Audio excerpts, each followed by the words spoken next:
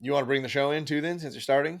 Sure. All right, Well, here I can do it. I don't care. yeah, you do it. You All do it. right, That all right, feels all right. better. Oh, no way. Oh my god! No way! Oh my god!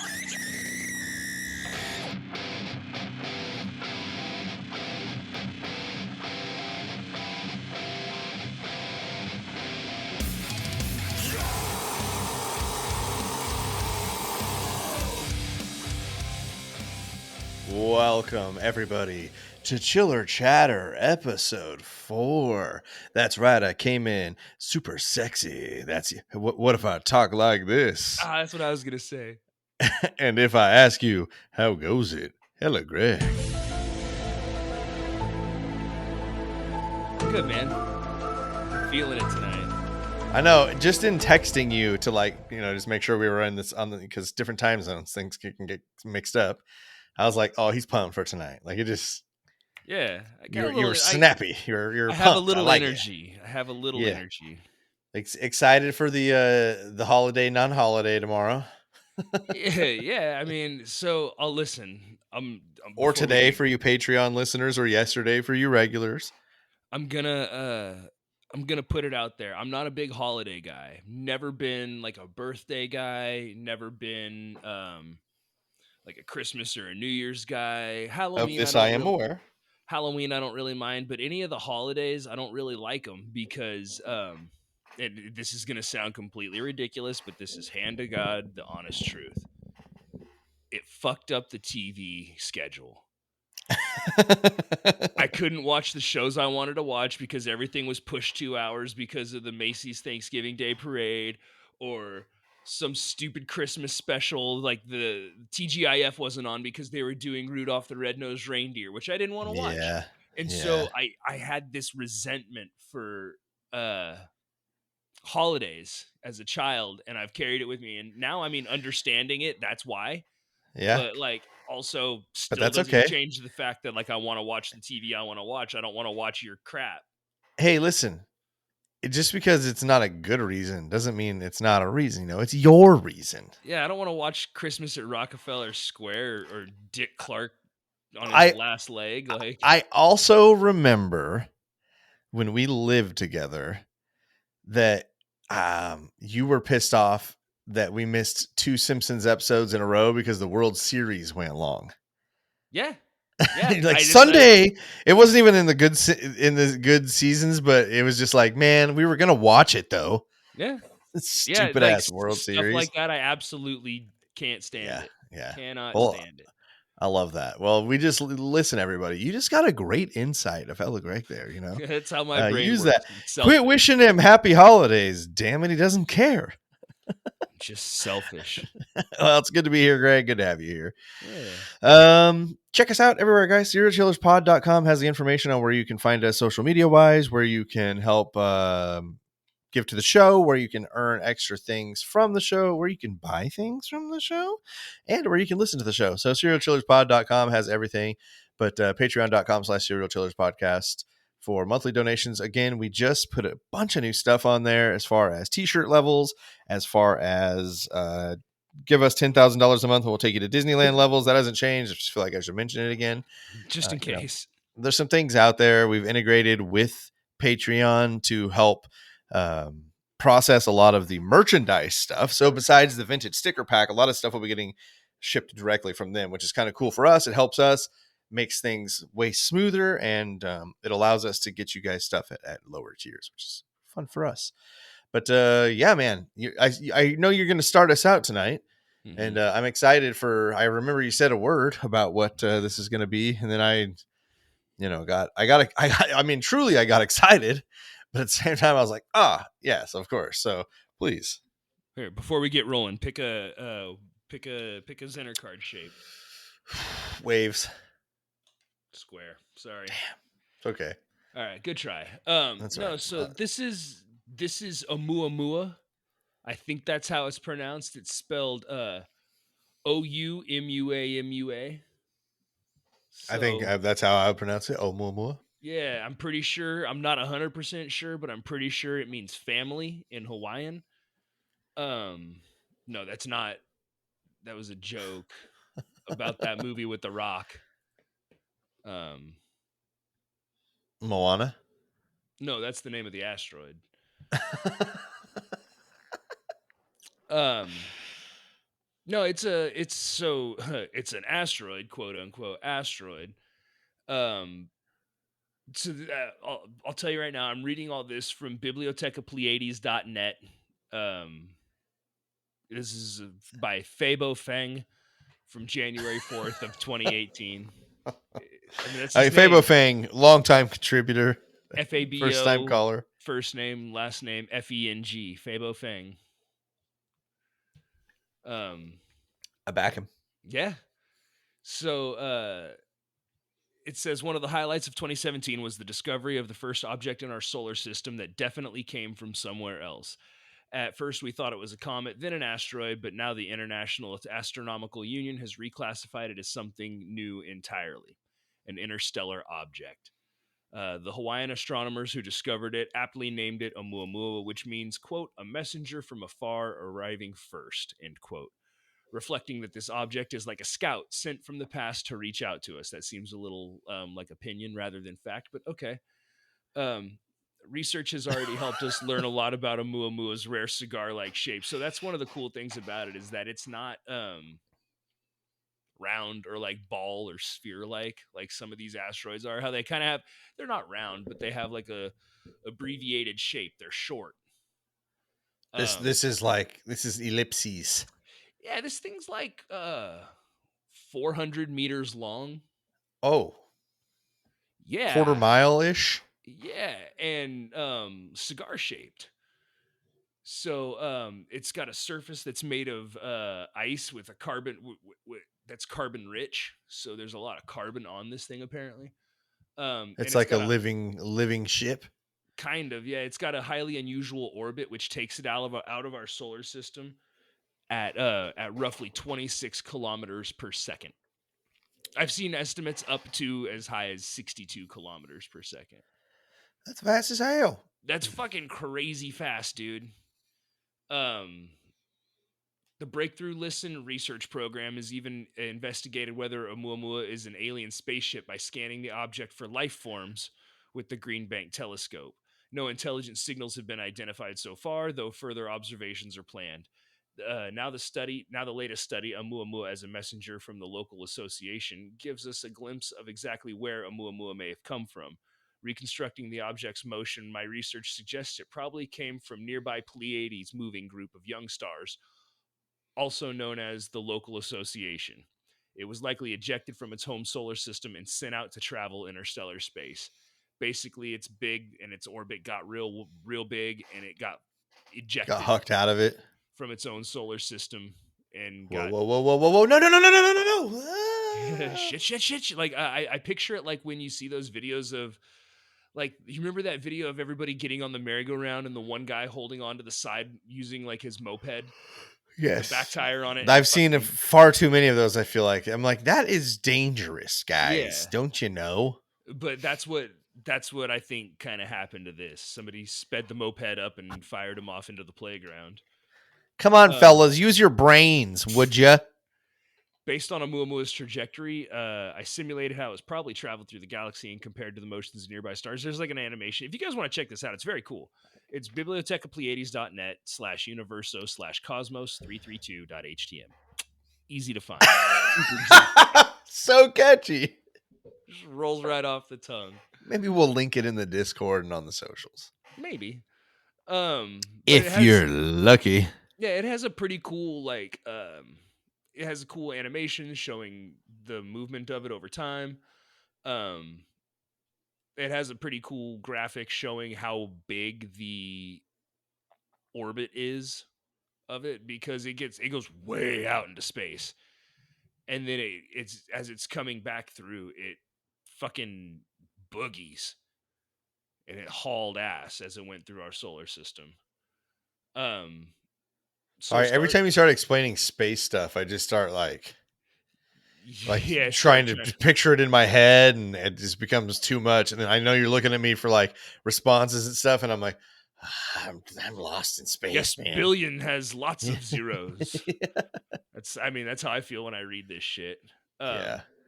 So stars typically move with an average speed when they're formed and gradually change speed as they encounter very large objects such as massive stars and molecular clouds and are affected by their gravity. Unlike most nearby stars, Oumuamua moves very slowly compared to the average motion of the rest of the galaxy. This suggests it's only been traveling in interstellar space for a relatively short time and hasn't had a chance to encounter many massive objects that would speed it up.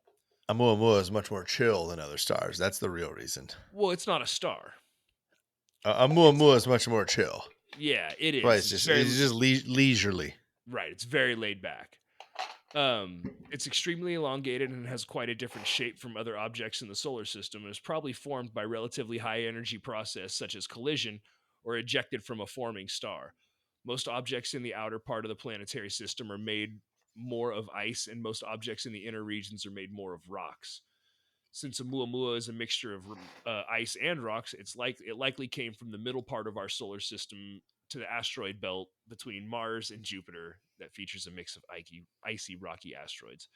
So it supposedly originated from the asteroid belt.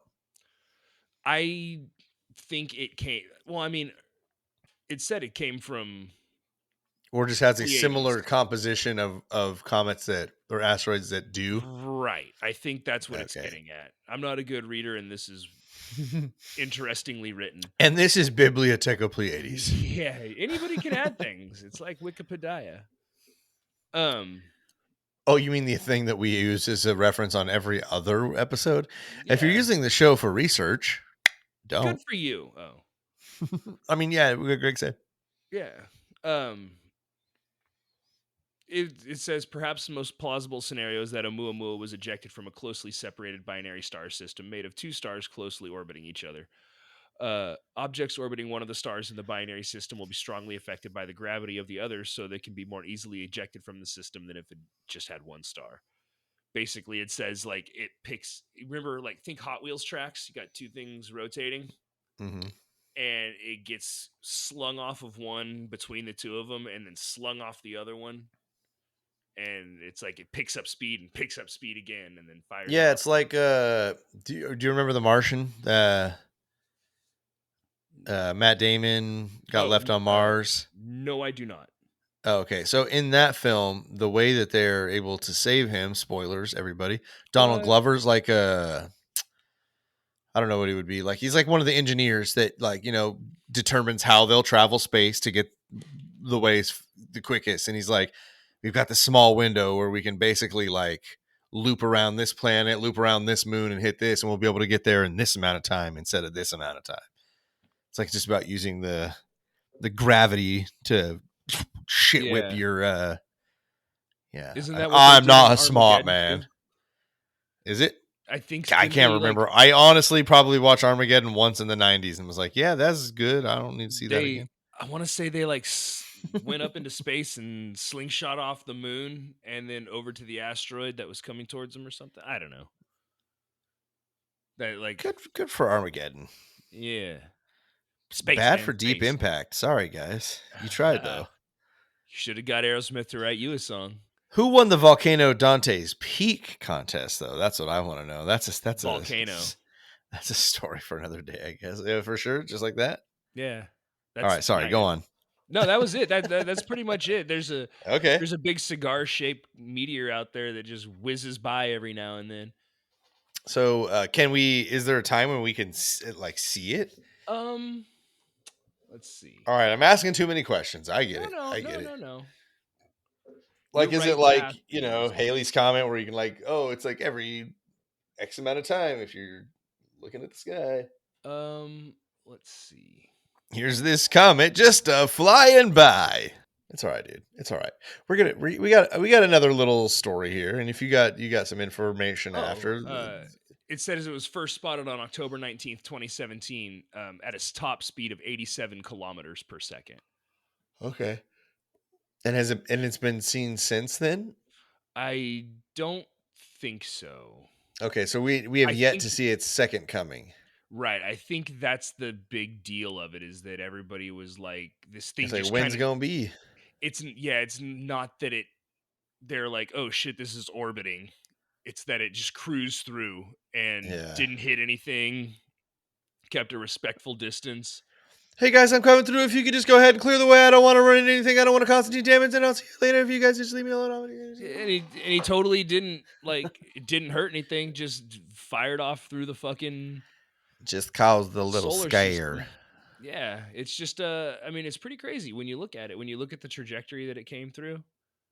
You're like, oh, that was closer than I'm comfortable with.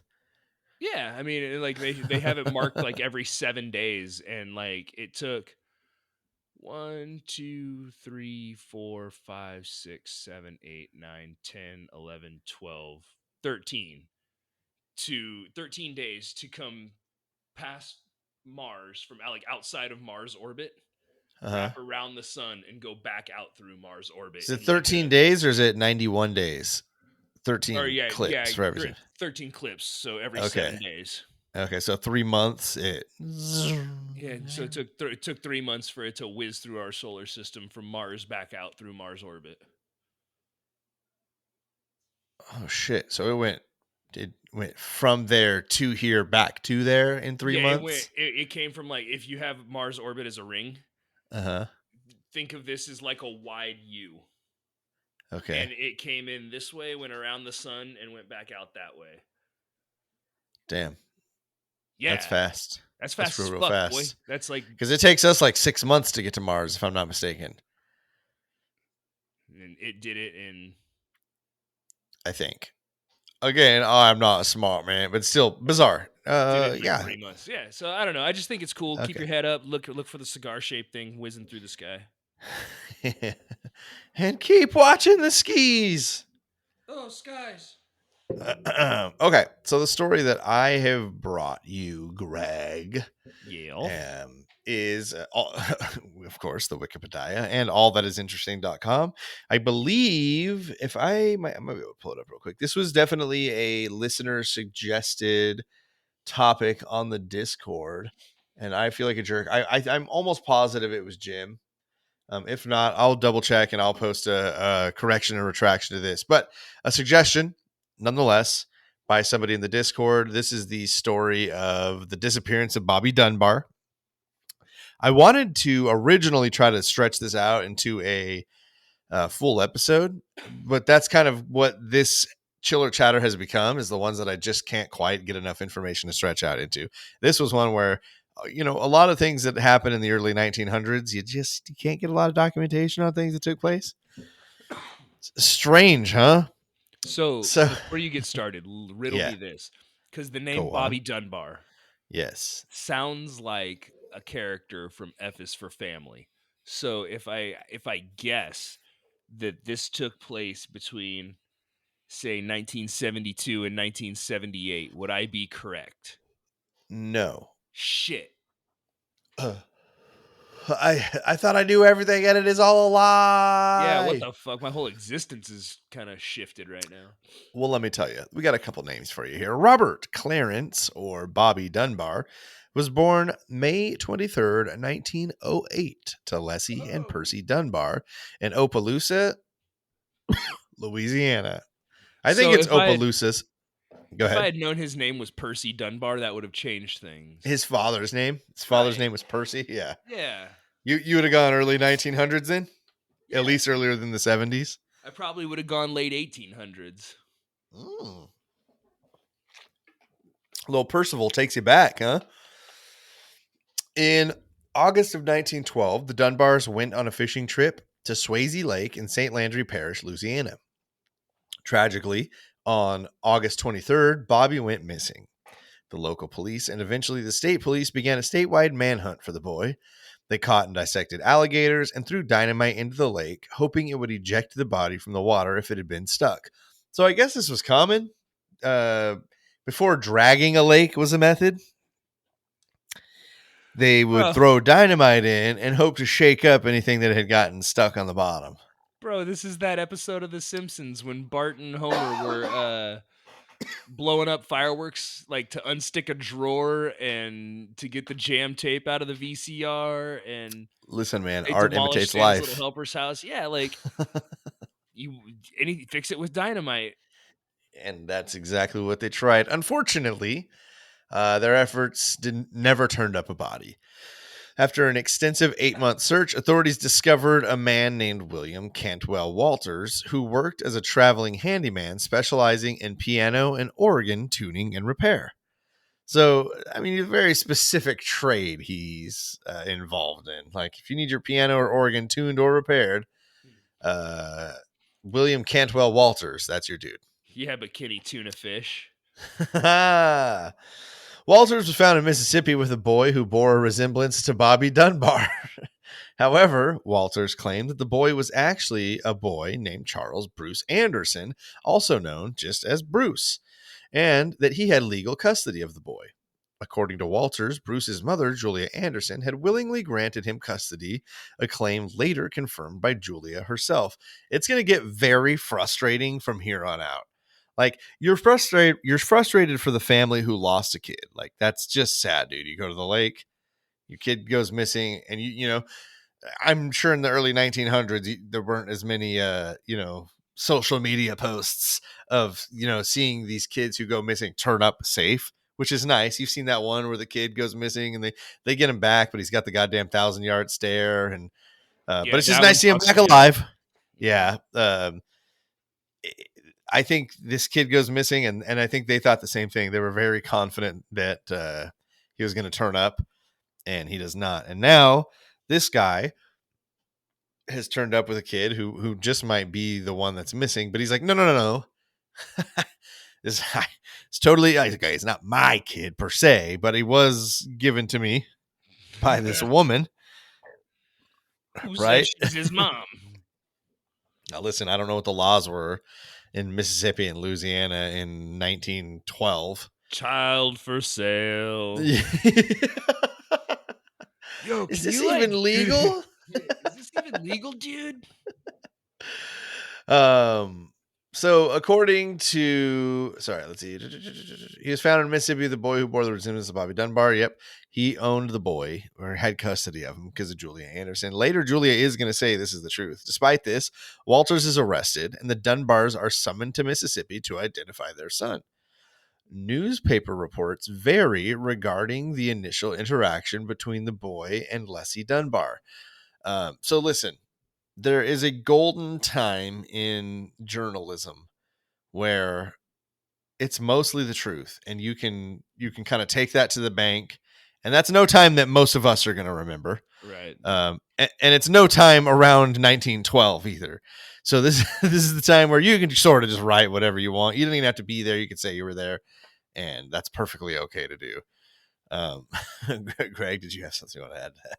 No, I was thinking like it was you could write you could write the truth, but that was before you were writing it for somebody. Yeah. I feel like that's like when it was at the peak, right? When it was like when there's controlling interests, like you can't write the truth anymore. That's all I'm going to say about that. Open your fucking ears, everybody. Truth bomb. That's why we haven't sold out and got sponsors yet, because I refuse. It's not because we suck at this, all right? No, it is not because we suck at this. It's not because this is poorly produced and researched. Also, if you're using the show for research note, newspaper reports vary regarding the initial interaction between the boy and Leslie Dunbar. And this is what I mean by what I was saying.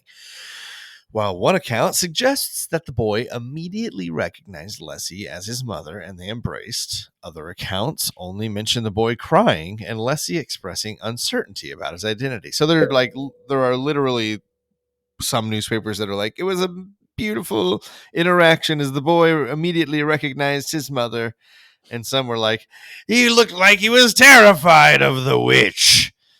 So, yeah, I mean, I guess it depends to what paper you subscribed, because who the fuck knows what actually happened at this point.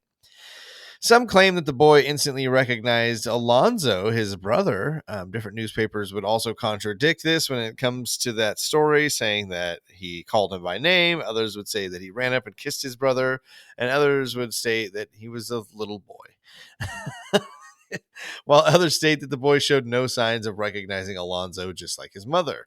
The following day, after bathing the boy, Leslie Dunbar positively identified some of his unique moles and scars, confirming that he was indeed her son, Bobby Dunbar. So, like, all right, got him home. He's been gone a while. Gave him a bath and was like, "Oh shit, okay. Here's a mole he had. Here's a scar he had."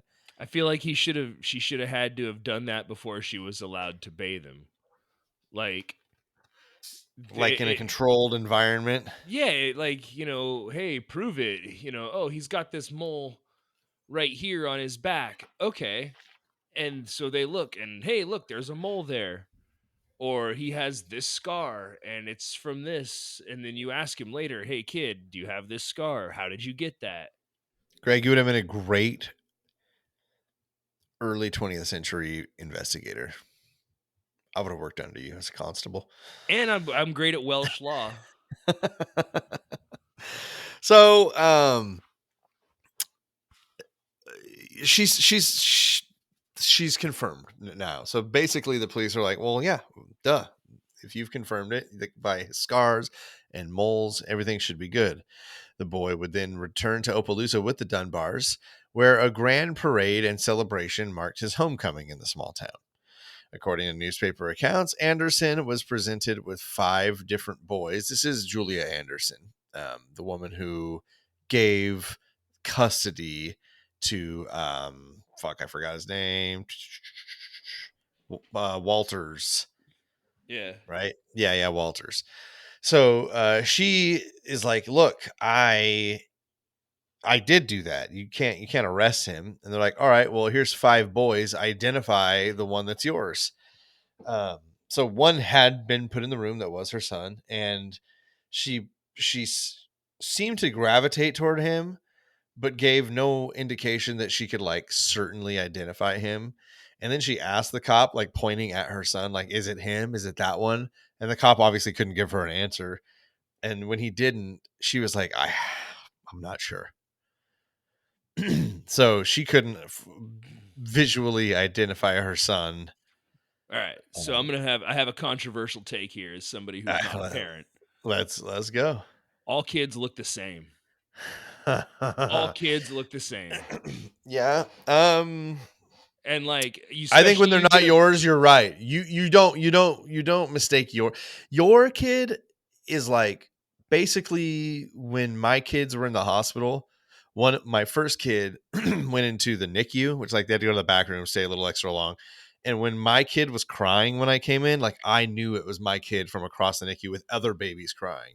So like I feel like as a parent, there's just a connection. Not that you have some like you just no, hey, I it's mean, something that the first time you hear, you're like, well, that's what that sounds like, and I'll never fucking forget. And I can't imagine seeing my kid's face, and no matter how long it would be, not being able to recognize them. I get it. Then maybe someone else's kid for sure. If it was your kid, I'd be like, yeah, it might be Greg's kid. But I couldn't pick one kid out of a lineup against 4 other kids. You know what I mean? Sure. Like I'm face blind to it. Face blind to children.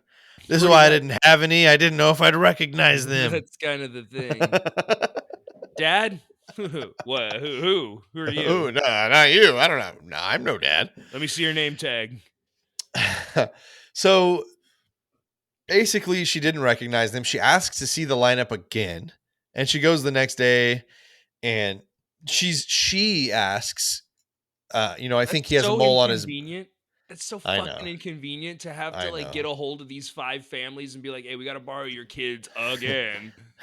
I would imagine they've got to be the police kids or something, right? Or they're just little street kids, like, and we'll pay you in a butterscotch candy. Yeah, I was gonna say, do they just have 5 kids in storage in the back? Oh, we'll grab a couple from evidence. That's probably the most plausible.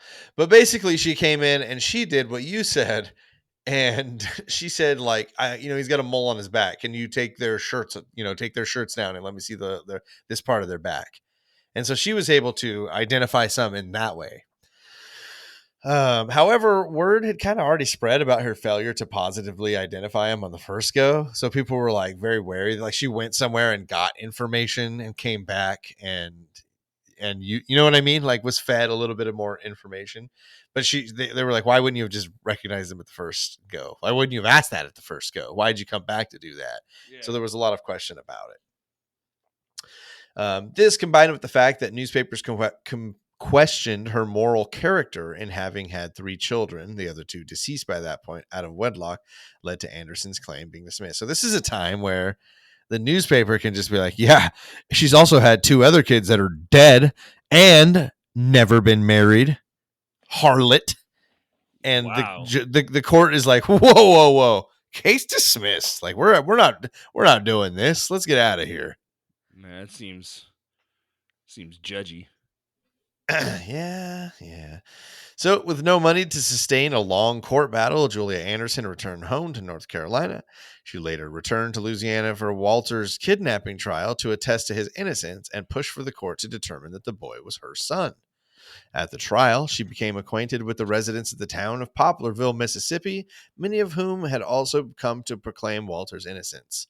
So Poplarville is like Walter's been there. He's been there with the kid, and a lot of the people of Poplarville are basically going to like attest to um, them seeing William Walters and the boy spending a lot of time in Poplarville during their travels across the country. Because he's like you got to travel if you're going to tune pianos and organs for a living. No, you don't get a lot of work in one spot. Travel he did. So a lot of them, yeah, like basically they knew him well. A lot of them would also assert that they had seen Walters with the boy prior to the disappearance of Bobby Dunbar. That's huge, right? Right. Like we've seen this guy with this kid before that kid ever even went missing. Despite all of this testimony, the court reached the determination that the boy was in fact Bobby Dunbar. Walters How was old is he again? Bobby Dunbar. Yeah. I want to say 5. He was born in 1908, went missing in 1912. Okay. 4 or 5 years old at this point. Walters was extradited from Mississippi to Louisiana for trial and was convicted of kidnapping. While the boy remained in the custody of the Dunbar family at this point, the Dunbars were fully confident that the child was Bobby. He had returned home and acclimated well, was playing with his brothers, and showed signs of remembering things at the house.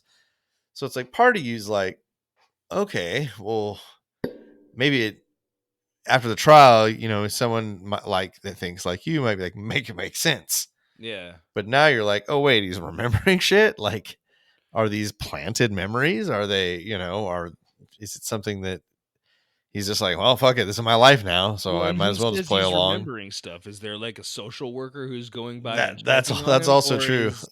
or is it the mom who's like, yeah, dude, like the other day he just like, remember when we used to play outside? That's true. I honestly didn't think of the source. You I know what I rarely mean? do. Wikipedia. Yeah. Thanks, Wiki. So he's going to live the remainder of his life as Bobby Dunbar. After the trial, Anderson was warmly received by the residents of Poplarville, and she embarked on a new chapter in her life. Eventually, she would get married and become a mother of 7 children. According to her descendants, Anderson embraced her faith wholeheartedly and played a pivotal role in establishing a church in the community of Poplarville.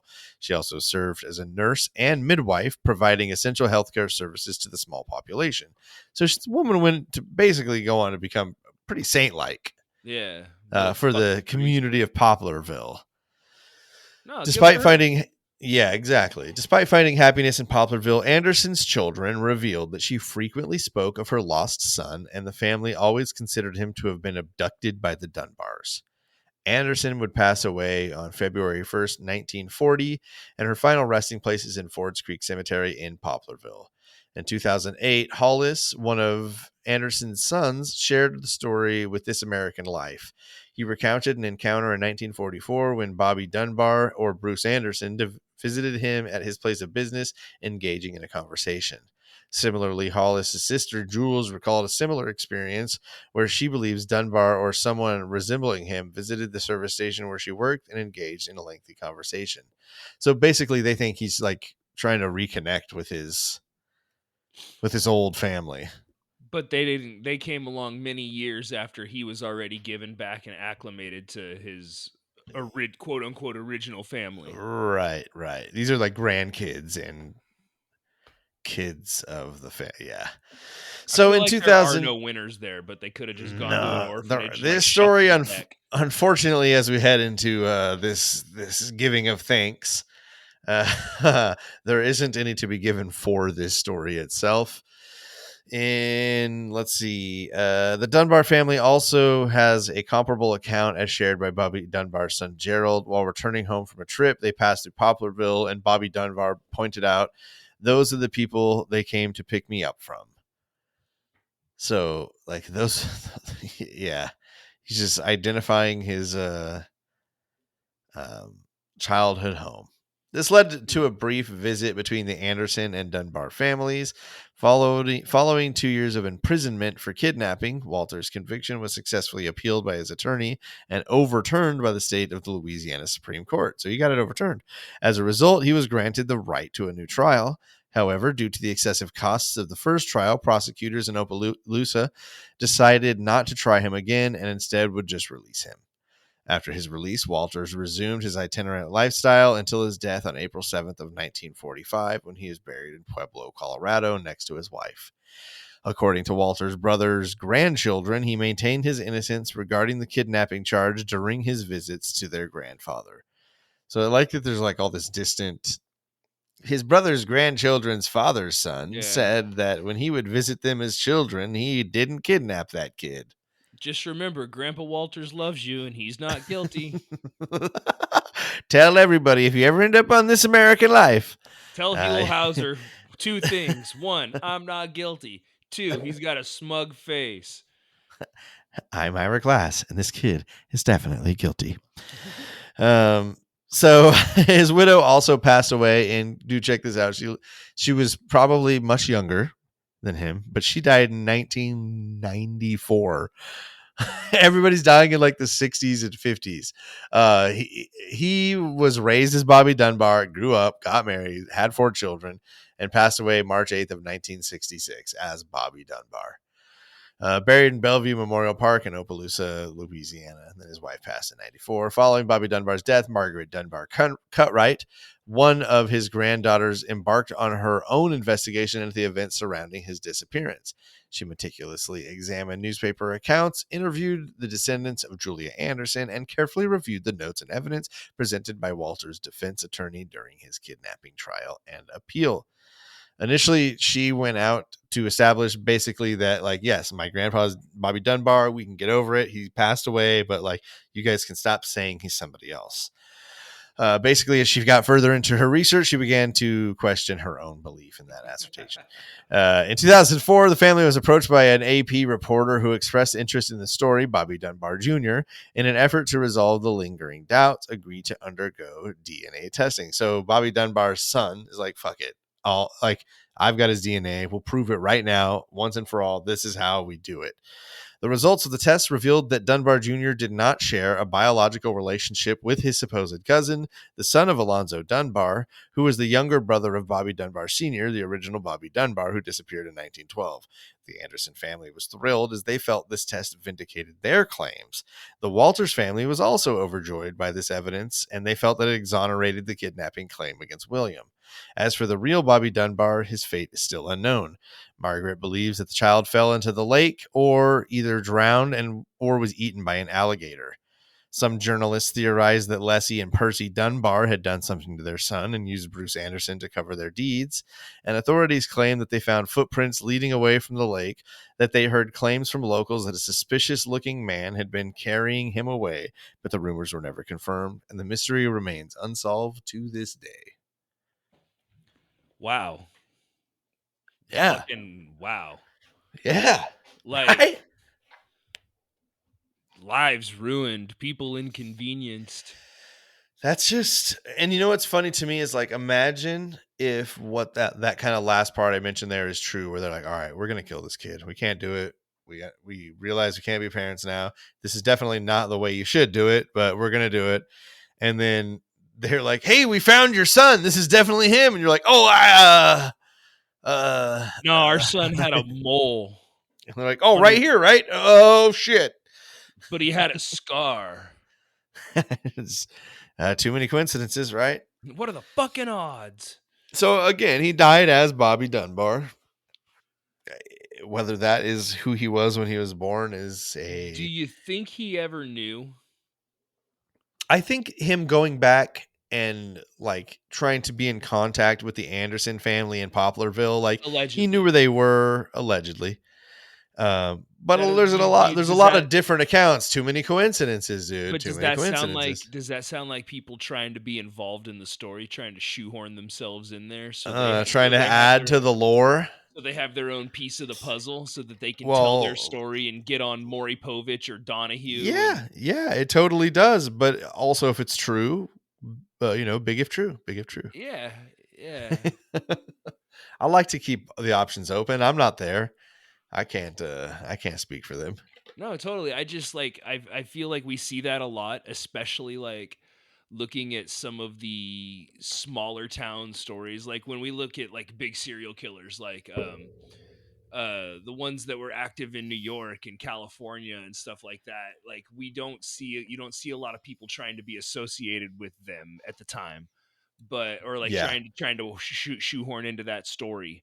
Um, but what you do see is like in smaller towns, like when we did the West Memphis 3, um, a lot of people interjecting themselves with their own hot takes, or even I mean, there's been a couple, but like I don't know. It feels like it might be a little bit of that. Like, hey, our family has this little fun thing, and then you now got to keep the you're story alive. The yeah, grandkids, sons, exactly. brothers, uncles have come in and just really kept the fuel on Yeah, the fire. Everybody else like, I don't want to be involved in this. Like, no, no, no, no, no, no, no, no, no, no, no. Trust me, trust me, right. trust me. We can get a museum out of this. You ever seen reality TV? Yeah, Yeah, exactly. I see what you're saying. I get it. I get it. Well, who knows where the truth lies? I think most, like the latest person that died was 1994. So I think most of the people that were really first-handedly involved have been dead for just about 30 years now. I feel like some So, hypnotic regression therapy would have worked wonders. and here we are just relying on second generation DNA. I don't know what the problem is here. Hey, wait. So, thank you, dude. Thank you for coming out. I know it's we got a little Thanksgiving thing going on. This is going to be super fun. So, since we're doing this show a lot more short term, I will tell you guys that this Tuesday, if you're listening to the show, like, in the first couple days, this Tuesday, the 28th, I'll be on It's Kristen A's stream on Twitch. So you guys, it's twitch.tv/it's Kristen, KristenAEH. She's one of Yeah. our favorite Canadians that's ever existed. She does a real fun stream, and she and I are going to be playing Don't Stop Talking. Are you familiar with that game, Greg? No. One person has an explosive, and the other person has like a manual with a bunch of different instructions, and you have to describe what's on the bomb, and the other person has to help you defuse it. Oh, yeah, yeah, And yeah. yeah. So That sounds fun. yeah, we'll be doing that, man. So if you guys want to come by on Tuesday at 4 p.m. Eastern, that's happening. If you're listening to this after that, sorry, it'll be available as a VOD on her page. So you can go check that Yeah. out. Yeah, anything special you want to throw out there for this wonderful chiller chatter 4 heading into Thanksgiving, buddy? What are you No. thankful for, Greg? I'd like to take this opportunity to thank absolutely no one. Um, no, I don't know, man. Just be nice. You're gonna be we're getting close to the holiday season. You're gonna be confronted with your family. Stay calm, be the bigger person, leave, have fun on the walks. Hey, when you go on the walk with your cousins, fucking tell them about our podcast. Yeah, and invite a cousin that you don't think goes on the walk who might go on the walk. Just invite him, see what happens. What are they going to do? Arrest you? Unless your cousin's a cop. That's true. Also, still, just maybe even do it. No It's your narcs. cousin. What are they going to do? Arrest you? Uh, I'm thankful for everybody, for all you guys listening, for all of you Oh yeah, me too. who've who've who've given to the show, for all of you who've given ideas to the show, for all of you who've given outlines to the show, Thomas and Jax and Kelly G. I have to I struggle every week with having to do work because Kelly G has sent me so much that I just have Kelly G outlines. And every week I'm like, I can't use a Kelly G one this week. I got to, come on, Jesse, you got to do some actual fucking work. Okay. Oh boy, So, do I know that feeling? yeah. So thanks, Kelly G, and everybody who contributes in any way to the show. And that's is as much as just listening to the show. That's a contribution that we appreciate. And like Greg said, tell your cousins on the walk, play it out loud a little. Yeah, fuck, sign my name on that. That sounds good. I like what you said better. Hey, we're gonna put Greg's name on that. If you could just throw that on the cross it off. Don't actually put it on there. No, man, it's been a good year. I've really enjoyed. I know we kind of touched on this on an episode that you guys are gonna hear in 2 months, but I've been just really enjoying this kind of comeback, even the comeback after the comeback, because last year had some rough moments too, and the video experiment, the great video experiment of 2022. We went through some Fuck, that was struggles. only 2022. Well, it's only 2023 now, so I know. It's been, what's crazy is that was actually in 2023 because we finished the season in like May. The tournament was in, I think, May. So we're rambling. Thank you guys for helping out with the show in any way, shape, or form. Thank you, Greg, for always coming out and just getting this done. I appreciate everybody who just keeps on listening, man. We keep doing it, and sometimes it feels like there's no goddamn end in sight, but you guys keep the hype alive, and it's very appreciated and has definitely contributed to to what's happening here. So in short, thank you for being a friend. Thank you for being a friend. And if you've got nothing here to say at the end, Greg, lonelyfanswith2z's.com. Sign your friends up. Sign your friends up. Woo! You guys, you check it out. It is a website. All right, buddy. Thank you, man. Happy Thanksgiving. Happy Thanksgiving, everybody. For Hella Greg, I'm Cromulent Jesse. Remember, don't talk to strangers. Hey, pick a shape. 5-point star. Woo! Oh, that's the way to go out, baby. All right, everybody. Thank you so much. We'll talk to you soon. Bye.